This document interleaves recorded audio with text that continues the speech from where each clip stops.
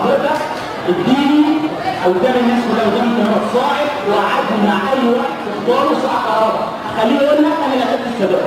ساعه احنا اطحنا كهرباء معانا كهرباء جهاز مصر لمده 20 ساعه 20 سنه. يا فندم غير كده الفيديوهات ديت كامله كلها تكتيك راس. قعدت 12 يوم كده تخرج. بعد 12 يوم دول اول ما دخلت كان اخويا قعد 3 شهور ونص، دخلت ضابط امن الدوله قال لي خلي كل حاجه تمشي زي ما هي واعمل كل حاجه مزاجي. قلت له يا فندم قال لي هشيل العام.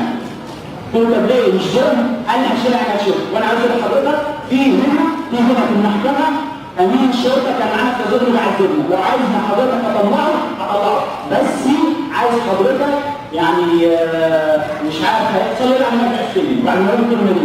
هو حضرتك يا امين ده طلع هنا ورجع تاني، انا شايفه ومعذبنا ومعذب اخويا ونص جوه الناس كلهم.